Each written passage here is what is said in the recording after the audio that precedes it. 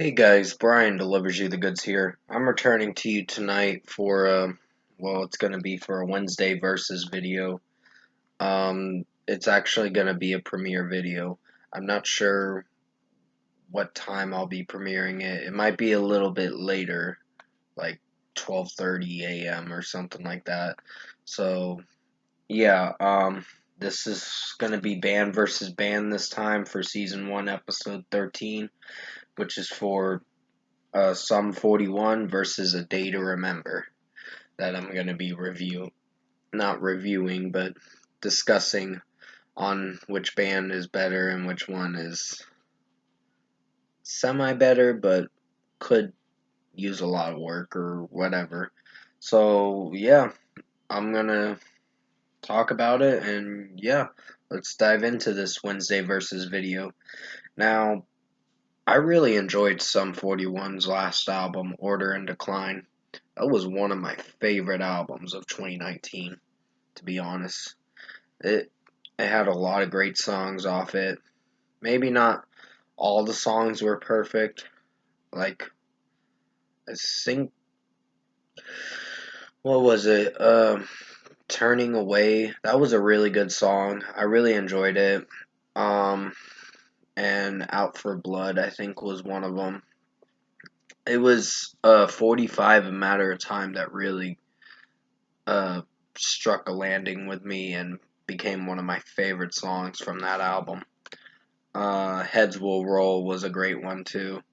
And there were other ones like A Death in the Family, I think is one of the songs, which wasn't my favorite song, but it wasn't bad. It was one of the weaker songs by Sum 41's last album, Order and Decline.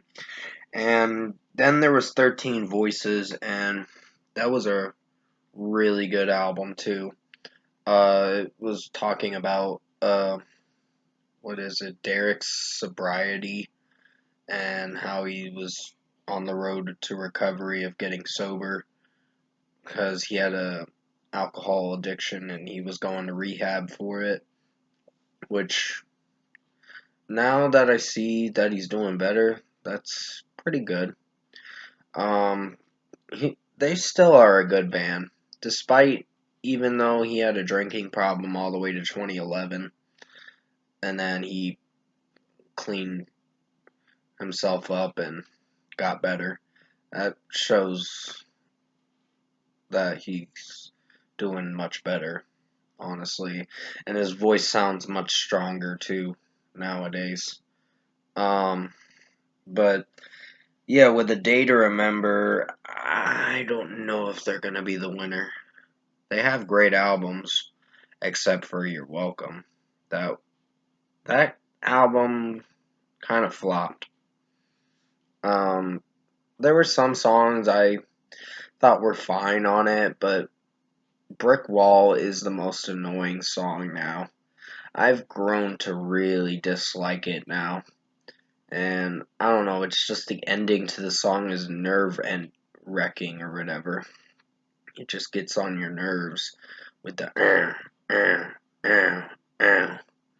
with how it gets repetitive with that melody and the drum work and guitar work. It just gets so fucking annoying. But Mind Reader's not a bad song, but Bloodsucker's not that great. But Last Chance to Dance, Bad Friend was probably one of my favorite songs, one of the best heavy songs you're going to find on that album, because everything else is a bunch of cringe. So I've really started to grow apart from You're Welcome now. Not in a good way. I thought it was one of the best albums at the time, but now it's fallen downhill for me. It's grown to be one of my least favorite albums from them. One of the weakest albums in their discography. So, yeah, Day to Remember hasn't had a good year this year. And now, due to the fact that Josh Woodward presumptuously quit the band due to allegations that popped up online and all that, which apparently this dude was driving somewhere down in West Palm or whatever, and back in 2017, Josh Woodward, and yeah, pretty much the sum of it is, sorry if I'm not talking as much. The sum of it is he apparently killed someone in a car accident, and yeah, it's pretty fucked up. That's manslaughter right there. So nope, it's best to get rid of that piece of shit if he really did that shit. I don't know if it's true or not. I'm just presuming, and it could be some alleged thing that's possibly true, but only the courts would know and decide. But apparently he was charged for it, uh, but didn't serve jail time, and I'm like, what the fuck is wrong with this world nowadays? But sorry that I got into a topic about that scenario. Uh, it's not a scenario, it's something that did happen, I believe. But Day to Remember does have good music. It just, with the last album, You're Welcome, not a very good album. It's not their best. Bad Vibrations was a little better than You're Welcome. Not the best, but yeah. They started falling downhill with their later discography. The 2013 album was pretty good. And then, what's that album with Better Off This Way? I'll have to look at the album discography again. That album I really did love. And Jeremy McKinnon is a great vocalist in the band. It's just nowadays he writes some cheesy lyrics. With the new album, You're Welcome, there is a bit of cheesy lyrics in that album.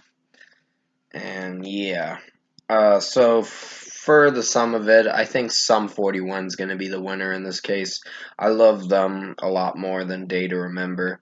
As much as I do love Day to Remember, and they are a good band, don't get me wrong, they come pretty close, neck and neck to Sum 41, but don't make it out to being the best band because of the new album, You're Welcome. And I think next year Sum 41 is going to drop a new album, so I'm very excited for that if they do drop a new album. So yeah, Sum 41 will be the winner for this Wednesday versus video. I love majority of their albums. Not every album of theirs is great, but majority of them are pretty good. So they don't disappoint that much. Well, with the, what's that album? Screaming Bloody Murder. That wasn't my favorite album from them. So if you look at it from that scenario or that kind of way, you can understand why it's not a favorite album of mine. I think Screaming Bloody Murder was their weakest album. It wasn't their best. But it just was I think okay at least. Maybe the worst album from them. And You're Welcome was by Day to Remember was So yeah, you'll probably be seeing Day to Remember's new album on my either worst albums or possibly the Okay to Man albums of 2021. So yeah, just saying, Sum 41 is the winner in this video. So comment below. Let me know what you guys thought of the Wednesday versus video. Sorry that I dragged it out pretty lengthy. I had some things to talk about in this Wednesday versus video with the Josh Woodward thing and what happened and all that from Day to Remember. And he did quit because of the thing that came out online and all that. The allegations that did come out online and got leaked online. So, if you did enjoy this Wednesday versus video, comment below and let me know your thoughts on it. I know it's a long video, and I'm sorry about that, but it will be premiered sometime tonight. So tap like on this video if you liked it. Subscribe to my channel if you can support the channel. To support the channel, I meant to say. I said it a little weirdly. I will be returning to you for I guess it'll be Dream Theater's next album review. I think it's a dramatic turn of events, I think is what I'll be reviewing next. Yeah, a dramatic turn of events. I was looking at it on my spiral notebook if you're wondering why I looked away. But yeah, Day to Remember did not have a great year this year. I thought their Your Welcome album at the time, I was in that mindset where I thought it was great, but I guess taking away what I listened to repeatedly, and I do have the album unfortunately, and I'm planning on selling it pretty soon. I don't know when. I'm thinking about selling it and getting rid of a Day to Remember You're Welcome, because I don't want that piece of garbage anymore. So, yeah, but I hope you found this review to be enjoyable. I did the best or this Wednesday versus video, I meant to say. I'm thinking it's a review when it's clearly not. It's probably one of my longest Wednesday versus videos. But yeah, Sum 41 will be the winner. I choose them to be the winner because there's nothing too serious about them that I've noticed. Nothing bad or no allegations about this band. So they're good in my book. They're pretty cool guys, and I would definitely love to meet Sum 41 one day. Uh, when I can be able to go to concerts when COVID's gone, of course.